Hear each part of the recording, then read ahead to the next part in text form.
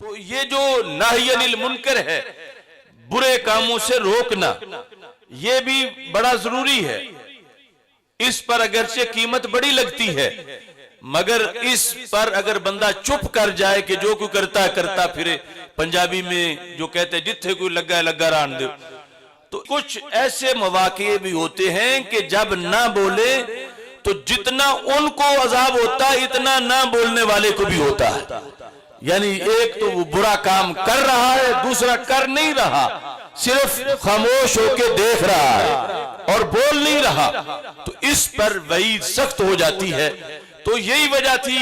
ہمارے بولنے کی کہ ہم معاشرے میں جب بھی کوئی ایسا دیکھتے ہیں، اگرچہ ہم کمزور بڑے ہیں مگر اللہ کا فضل ہے کہ ہم بول پڑتے ہیں، فوراً روکتے ہیں۔ ہمارے آقا صلی اللہ علیہ وسلم کی ایک حدیث کی وجہ سے ہم اس ملعونہ کے خلاف بولے، جس ملعونہ نے بک بک کی تھی سیدنا صدیق اکبر رضی اللہ تعالیٰ عنہ کے خلاف۔ ایک چینل پر سیفی علی نامی ایک خاتون نے، جبکہ بڑے بڑے پیر، بڑے بڑے مفتی سب خاموش تھے اور اب تک ہیں، اور ہم تو اس سلسلہ میں اللہ کے فضل سے 4 مہینے کی سعادت بھی حاصل کر رہے ہیں، لیکن کچھ ابھی بھی اس سیفی علی کے لحاظ سے FIR کٹوانا یا رد کرنا، یا اس کے بعد جو بھونکے ہیں ان کے خلاف بولنا، ان کا نام لے کر رد کرنا، اب بھی لوگوں کو توفیق نہیں ہو رہی۔ لیکن ہم جس وقت بولے تھے، 6.5 گھنٹے کا سیمینار لاہور میں کیا تھا اعلان، اگرچہ اس جگہ جہاں ہم کر رہے تھے اسی سے 1.5-2 کلومیٹر دائیں بائیں مغل پورا آگے پیچھے ہمارے خلاف گالیوں کے جلسے ہو رہے تھے، مگر ہم نے پھر بھی کیا، اور صرف اس وجہ سے کیا۔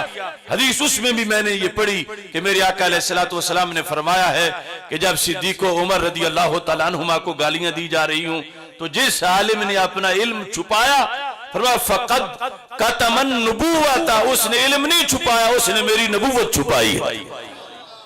کہ اس سے پوچھا جا رہا ہے کہ محمد صلی اللہ علیہ وسلم نبی ہے اللہ کے، اور وہ آگے چپ کر کے بیٹھا ہے، بولتے ہی نہیں کہ نبی ہے۔ پھر یوں چپ کرنا ہوگا کہ گویا کہ وہ میری نبوت کو چھپا رہا ہے۔ تو اللہ کا فضل ہے، یہ دنیا کی مصیبتیں، سختیاں، یہ ایک عارضی چیز ہے، آنی جانی چیز ہے۔ تو ہم اس لیے بولے ہیں کہ جس کی بنیاد پر کل قیامت کے دن کی شدید گرفت سے بچ سکیں، کہ سرکار ناراض ہو رہے ہیں، فرمایا جب صحابہ کے خلاف بولا جا رہا ہو اور جس وقت یہ دین متین کی حدیں پھلانگی جا رہی ہوں اور عالم دین چپ کر کے بیٹھا رہے، تو سرکار فرماتے ہیں وہ تو پھر گونگا شیطان ہے، وہ عالم دین نہیں ہے۔ تو یہ وجہ تھی ہم نے مسئلہ معصومیت میں آواز بلند کی کہ رسول اکرم صلی اللہ علیہ وسلم کی ختم نبوت پہ حملہ کیا جا رہا تھا۔ ایک فرقے کی طرف سے سیدہ فاطمہ رضی اللہ تعالی عنہا کو من وجہ نبی کہہ کر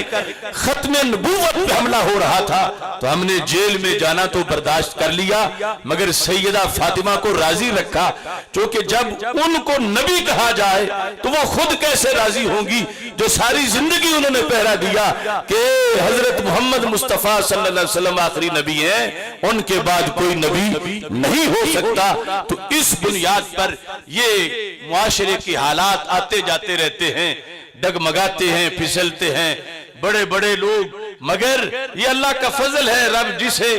جسے رب سنبھال لے اور جس کو رب امر بالمعروف اور نہی عن المنکر کی توفیق عطا کر دے، انشاءاللہ آخری سانس تک ہم سب نے یہ فریضہ سر انجام دینا ہے۔